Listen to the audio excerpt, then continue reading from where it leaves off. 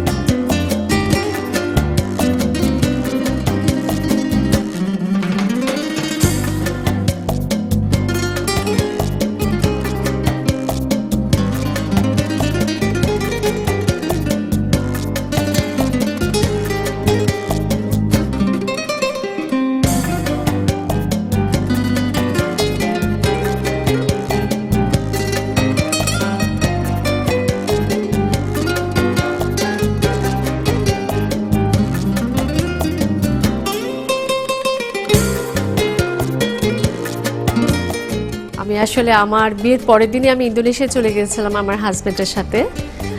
আমার ইন্দোনেশিয়ায় যে জিনিসটা সব থেকে ভালো লেগেছে, যে মানুষের সেন্স অফ বিউটি, ক্রিয়েটিভিটি। যে আমি দেখলাম যে ওরা একটা ছোট্ট কাঠ থেকে বা একটা বড় গাছকে এত সুন্দর একটা জিনিস করে। আমি সেই জিনিসটা দেখার পর থেকেই I was in love with those kind of things. So আমি আমার হাজব্যান্ড আমরা যেটা করলাম, আমরা ইন্দোনেশিয়াতে 17,000 দ্বীপের দেশ, এক এক দ্বীপে এক এক রকম জিনিস আছে। আমরা ছুটিতে বিভিন্ন দ্বীপে যাওয়া শুরু করলাম, এবং ওই দ্বীপের যে জিনিসটা আমাদের খুব ভালো লাগলো, আমরা সেই জিনিসটাই কালেকশন শুরু করলাম।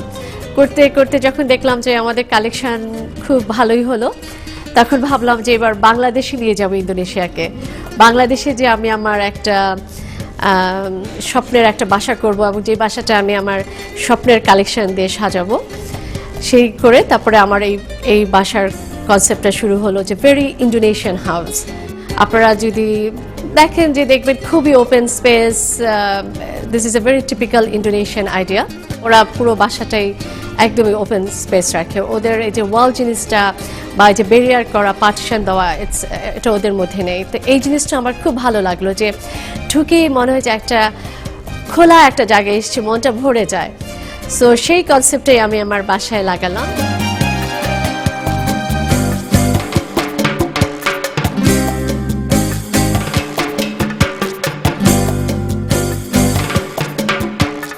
আসলে সেই ইন্দোনেশিয়ার কনসেপ্টটাই মাথা রেখে আমি বাসাটা সাজালাম। আর আমার আরেকটা যেটা ইচ্ছা ছিল, যে আমি এটাকে খুব টিপিক্যাল অ্যান্টিক বাসা বা টিপিক্যাল মডার্ন ওরকম বাসা করতে চাইনি। আমি চেয়েছি যে বাসাটা হবে আমার হাজব্যান্ড, আমার বাচ্চারা, আমরা যেরকম, আমরা কিছু রেসপেক্ট আমরা খুব ট্র্যাডিশনাল, কিছু রেসপেক্ট আমরা খুব মডার্ন। আমি চাচ্ছিলাম আমার বাসাটা ঠিক ওরকম হবে, যখন আমার বাসায় আসবে সবাই দেখলেই বুঝবে যে এই বাসার লোকজন ট্র্যাডিশনাল, আবার কিছু আমরা মডার্ন। আমি এটা একটা ফিউশন করতে চাচ্ছিলাম যে অ্যান্টিক, ট্র্যাডিশনাল, মডার্ন এগুলো কম্বাইন করে একটা সুন্দর বাসা। তো এটা মাথায় রেখেই আমি আমার বাসা সাজিয়েছি।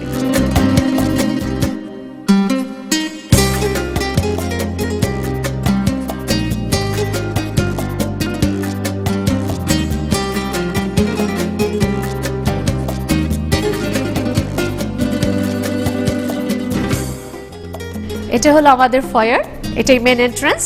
এটার মেইন দরজাটা দেখতে পাচ্ছেন, একদম টিপিক্যাল জাপানিজ উডেন দরজা যেভাবে হয়, ইন্ট্রিকেট উড কার্ভিং। এবং দরজাটার স্পেশালিটি যে দুই দিকেই একই কাজ, এটা ইন্দোনেশিয়ান ভেরি টিপিক্যাল ডিজাইন। তারপরে এটা দেখছেন, এটা হলো ইন্দোনেশিয়ান ওয়েডিং চেস্ট। এটা ওরা যখন বিয়ে বাড়িতে যায় এটাতে করে ওরা জিনিস নিয়ে যায়। আর এটা যেটা দেখছেন এটা এটাও একটা একদমই টিপিক্যাল একটা ইন্দোনেশিয়ান এন্ট্রেন্স, ওরা জিনিসটাকে রাখে। এটারও মেইন স্পেশালিটি দুদিকে একই কাজ, খুব ইন্ট্রিকেট উড কার্ভিং। এবং এটা যেটা স্পেশালিটি, এই জিনিসটা ওরা একটা কাঠ থেকে করে। এটা ইন্দোনেশিয়ানদের একটা যেটা যে ওরা দুটো কাঠ ইউজ করতে পছন্দ করে না, ওরা যাই করে একটা কাঠ থেকে করে। এটা এক একটা গাছ থেকে এক একটা করেছে। আর এটা হলো একটা বালিনিস অ্যান্টিক পিস।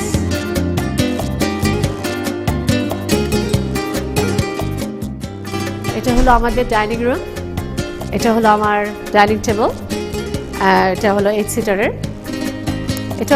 এটাও একদমই ইন্দোনেশিয়ান একটা ডিজাইন। আর এটা যেটা দেখতে পাচ্ছেন এইটা হলো সব থেকে ইন্টারেস্টিং একটা জিনিস, এটাকে ইন্দোনেশিয়ানরা বলে গেবয়ক। এটা ওদের অনেক অনেক পুরনো একটা জিনিস, এটা ওদের মোস্ট অফ দ্য ট্র্যাডিশনাল বাসায় থাকে। আর এটার যেটা সব থেকে স্পেশালিটি, ওরা একটা কাঠ থেকে বানানোর চেষ্টা করে পুরো জিনিসটা। তো ইন্দোনেশিয়ান অংশ যেটা করে এটা ওরা পার্টিশন হিসেবে ইউজ করে, কিন্তু আমি অবশ্য পার্টিশন হিসেবে ইউজ করিনি, আমি দেওয়ালের সাথে লাগিয়ে দিয়েছি। তো মজার একটা জিনিস হলো অনেকে ভুল করে, অনেকে ঢোকার চেষ্টা করে, মনে করে যে অন্য প্রাণে ওখানে একটা রুম আছে, আসলে সেটা একদম ওয়ালের সাথে লাগানো।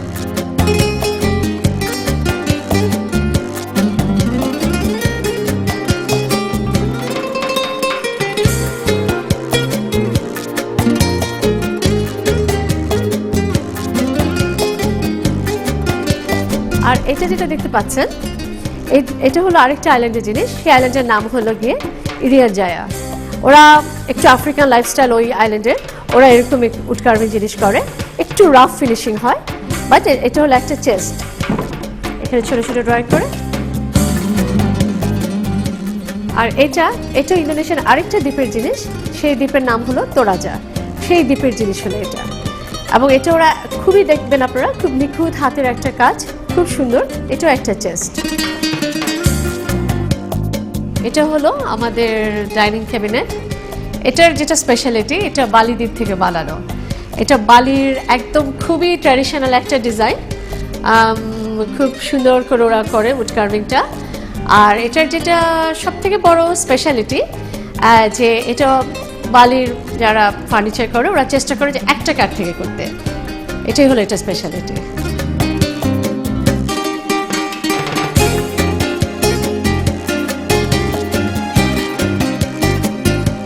এটা দেখছেন, এটা হলো আমাদের ফর্মাল লিভিং রুম প্রথমটা।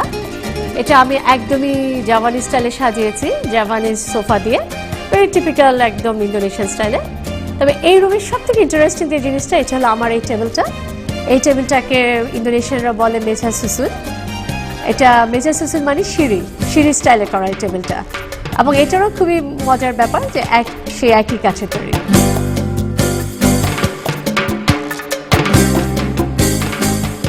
আচ্ছা, এই রুমটা দেখতে পাচ্ছেন, এটা কিন্তু আমার বাসার অন্য সমস্ত কর্নার থেকে ডিফারেন্ট। এটাকে আমি একদমই স্প্যানিশ স্টাইলে সাজিয়েছি।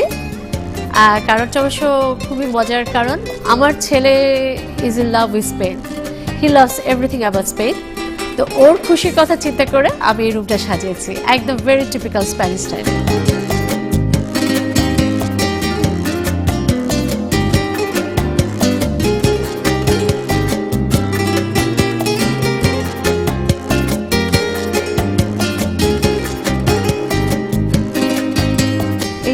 দেখছেন এই ওয়াল হ্যাঙ্গিংটা, এই ওয়াল হ্যাঙ্গিংটাতে পবিত্র কোরআন শরীফের 30 পারা লেখা আছে।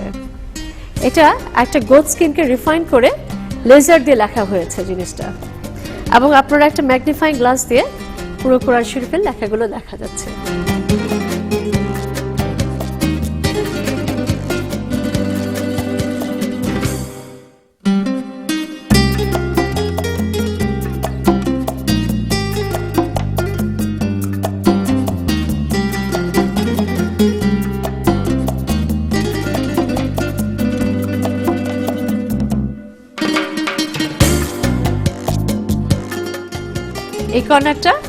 এই কর্নারটা হলো আমাদের আড্ডার কর্নার। এখানে আমার যারা খুব ক্লোজ, আমার মা, খালা, মামি, ওনারা এখানে আসেন। আমরা বসে খুব মজা করে গল্প করি, আড্ডা করি এখানে। আপনাদেরকে আরেকটা ইন্টারেস্টিং জিনিস আমি দেখাতে চাচ্ছি।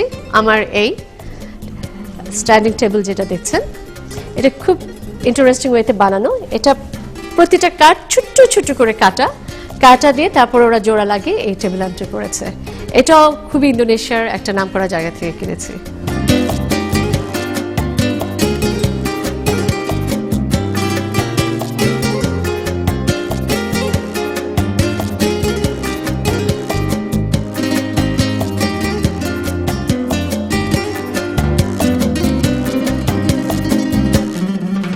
আমার ফ্যামিলি লিভিং রুমে ঢোকার সময় আমি দুটো আর্ট ইউজ করেছি।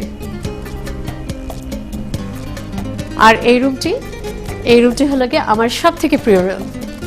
এই রুমটাতে আমরা সারাদিন কাটাই। আমি, আমার বাবা, মা, আমার হাজব্যান্ড, আমার বাচ্চারা, আমরা সারাক্ষণ এখানে বসে টিভি দেখি। আর এই রুমটা সাজানো দেখুন, আমি খুবই মডার্ন ভাবে সাজিয়েছি। আর এটাতে আমি খুব একটা ট্র্যাডিশনাল ফার্নিচার বা কিছু ইউজ করিনি, খুবই কমফোর্টেবল লেদার সোফা ইউজ করেছি। আর এটা দেখতে পাচ্ছেন, এটা একটা very typical Balinese dancer painting. এগুলি বালির খুব নামকরা পেন্টিং সারা দুনিয়াতে। খুবই সুন্দর একটা মেয়ে নাচছে। আর এই টেবিলটা দেখতে পাচ্ছেন, এটা হলো তানাতো রাজা একটা আইল্যান্ডের, ওদের এটা টেবিল। আর আমি আমার ফ্যামিলি রুমে একটা ডাইনিং টেবিলও রেখেছি। বসে আমরা যখন ইনফর্মাল টাইমে আমরা এখানে বসে খাওয়া দাওয়া করি, আড্ডাও দিতে পারি। তো আর এই টেবিলটা যেটা আমার মার খুব শখের টেবিল। এটা আমার মা দুবাই থেকে কিনেছে। এটা একটা ইটালিয়ান টেবিল। এটা হলো কি একটা passage from my living room to my family room. এখানে আমি দিয়েছি একটা ইন্দোনেশিয়ান স্টাইলের মিরর আর একটা কনসোল। আর কনসোল টেবিলের উপর আপনারা দেখতে পাচ্ছেন যে এগুলি খুব বালিনিজ ডেকোরেশন পিসেস। দেখতে মেটাল লাগছে, কিন্তু আসলে এগুলি একদমই মেটাল না, এগুলি কাঠের তৈরি।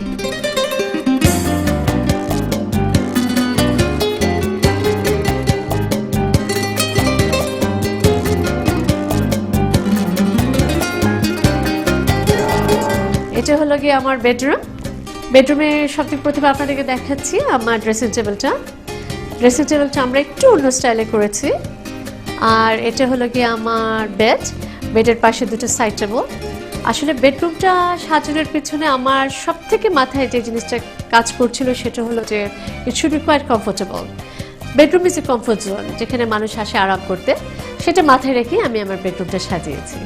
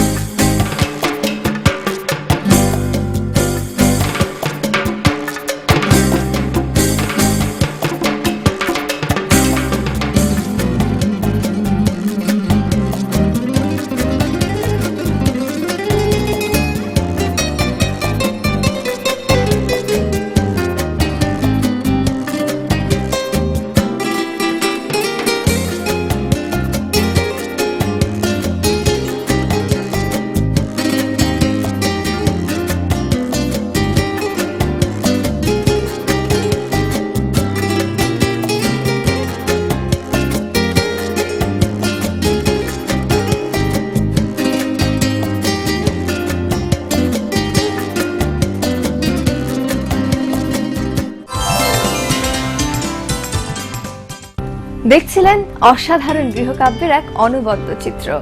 এবারে আপনার পালা।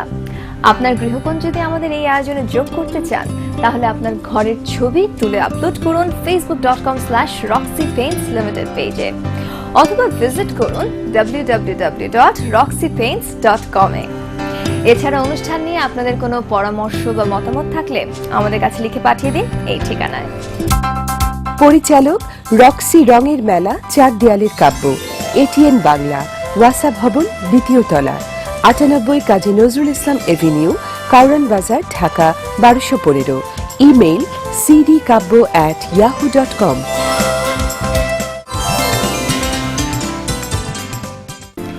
সময়ের সাথে সাথে পরিবর্তন এসেছে সবকিছুতে, যুক্ত হচ্ছে নতুন নতুন কনসেপ্ট। ইন্টেরিয়র ডিজাইনেও এসেছে অনেক পরিবর্তন। সেই পরিবর্তনের কথা এবারে শুনবো একজন বিশেষজ্ঞের আলাপচারিতায়। একটুকু কথা শুনি এই পর্বে। প্রিয় দর্শক, আজ আমাদের আয়োজনে আমাদের আমন্ত্রণে সাড়া দিয়েছেন এ সময়ের একজন ব্যস্ত ইন্টেরিয়র ডিজাইনার জাহির করিম। স্বাগতম আমাদের এই আয়োজনে। কেমন আছেন? খুব ভালো আছি। ইন্টেরিয়র ডিজাইনে করতে গিয়ে কি কি মনে হয় যে কোন বিষয়ের উপর গুরুত্ব দেওয়াটা খুবই জরুরি? না, আমি তো ইন্টেরিয়র ফ্যাশন দুটো নিয়ে কাজ করি, তো দুটোই আমার কাছে সমান মূল্যবান। বাট ইন্টেরিয়রটা হচ্ছে অনেক দিন ধরে কাজ করা যায়, অনেক দিন ধরে সংরক্ষণ করা যায়। তো ইন্টেরিয়রের ব্যাপারে যেটা হচ্ছে যে আমি এখন যেটা দেখা যায় ব্যাংক লোন নিয়ে বা পৈতৃক সূত্রে অনেক ছোট ছোট বাড়ি, ফ্ল্যাট সবাই কিনছে। তো একটা সময় যেটা ছিল যে এত ছোট ফ্ল্যাটের জন্য ডিজাইনারকেও এমপ্লয় করতো না, যে ডিজাইনারকে দিয়ে কাজ করাবো। একটা ধারণাই ছিল ডিজাইনারকে ইনভলভ করানো মানে অনেক টাকার ব্যাপার, কিন্তু সেটা নয়। ডিজাইনারকে দিয়ে কাজ করালে অনেক বেশি স্পেস ইউটিলাইজেশনটা পাওয়া যায়, কালার এফেক্টগুলো ভালো আসে, এবং অল্প জায়গায় যে কীভাবে অনেকগুলো অ্যারেঞ্জমেন্ট করা যায় সেটা করা যায়। আমি যে শুধু ডিজাইনিংই করি তা না, আমি কিন্তু কাউন্সিলিংও করি। অনেকে চায় যে শুধু ডিজাইনটাই করে দিতে, সেটাও আমি করি।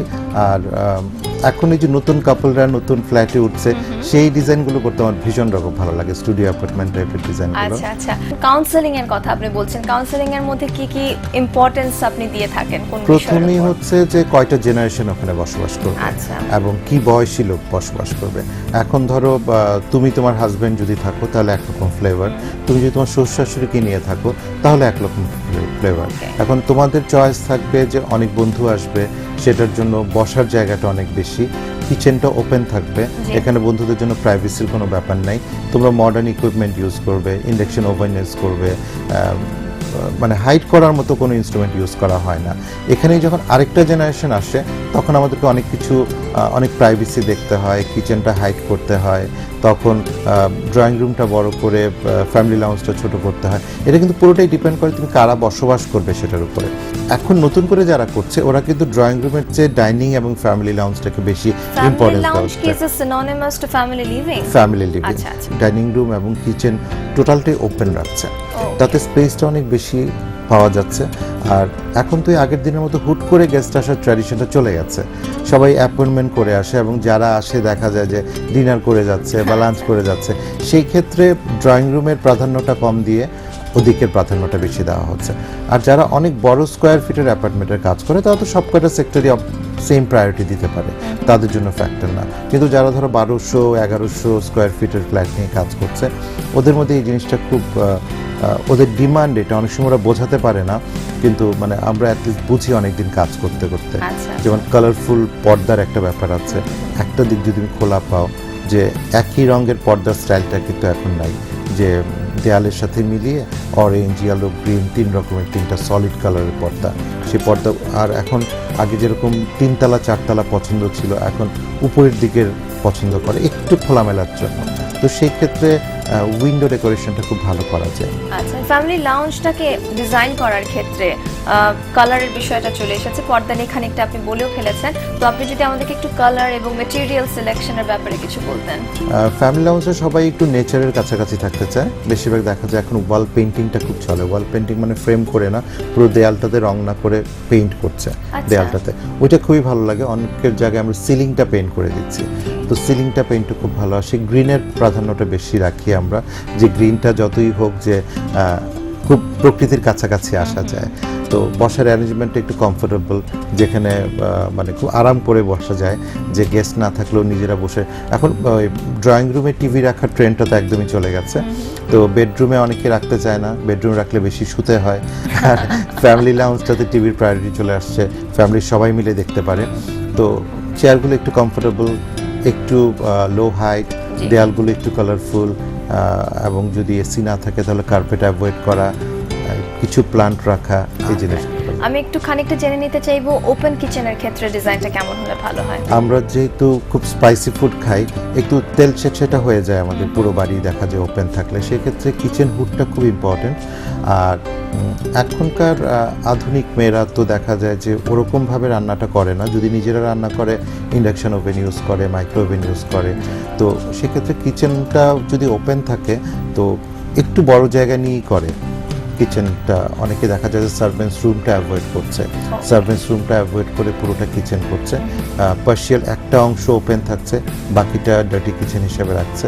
নেস্টি কিচেন যেখানে সিঙ্কটা থাকবে, যেখানে নর্মাল চুলাটা থাকবে, আর কিচেন যেটা কাউন্টারটা, এটা দেখা যাচ্ছে আমরা ব্রেকফাস্ট টেবিল হিসেবেও করে দিচ্ছি। আচ্ছা, সেক্ষেত্রে হয়তো ডাইনিং এর যে স্পেসটা ওটা ওখানে কিছুটা একদম একই সাথে চলে আসে, তাই তুমি ঢুকেই অনেক বড় সড়ো মনে হবে ছোট একটা ফ্ল্যাটকে। আর আমার মনে হয় যে ইন্টেরিয়র ডিজাইনের ব্যাপারে সবচেয়ে বেশি দরকার পরিচ্ছন্নতা। যে বাসায় যাই থাকুক, যেরকম ফার্নিচারই থাকুক, মানে দেয়ালটা যেন নোনা পড়ে না থাকে, ফ্লোরটা ক্লিন থাকে। আর এখন লিফট থেকে নেমে আমরা দেখি 4টা দরজা, তো ওই এক্সটেরিয়রটাও যদি একটু ডিফারেন্ট হয়, ধর তোমার নামটা একটু ডিফারেন্ট ভাবে লিখলে, একটা বাইরে একটা প্লান্ট রাখলে, মানে ঢুকে তোমার বাড়ির গেস্ট না অন্য বাড়ির গেস্টও বুঝবে যে এখানে একটু অন্যরকম মানুষ থাকে। আপনাকে অনেক অনেক ধন্যবাদ। বিভিন্ন বিষয় নিয়ে আমরা খুব অল্প সময়ের মধ্যে অনেকগুলো টিপস আপনি দিয়ে দিয়েছেন আমাদের দর্শককে, তার জন্য অনেক ধন্যবাদ। এবং রক্সি পেইন্টসের সৌজন্যে আপনার জন্য এই উপহার। অনেক ধন্যবাদ তোমাকেও এবং রক্সি পেইন্টসকে। শুনছিলেন একজন বিশেষজ্ঞের আলাপচারিতা। এবারে চারুবাক্যের আয়োজনে থাকছে প্রয়োজনীয় কিছু পরামর্শের কথা। প্রচন্ড গরমের সময় ঘরের ডিজাইনে একটু পরিবর্তন করা প্রয়োজন, এতে ঘরটা হয়ে উঠবে প্রশান্তির জায়গা। তাই আপনার ঘরে কার্পেট থাকলে তা সরিয়ে ফেলতে পারেন। বসার ঘরের মেঝের একপাশে রাখতে পারেন শীতল পাটি, আর শীতল পাটিতে রাখতে পারেন ছোট বড় নানান আকারের কুশন।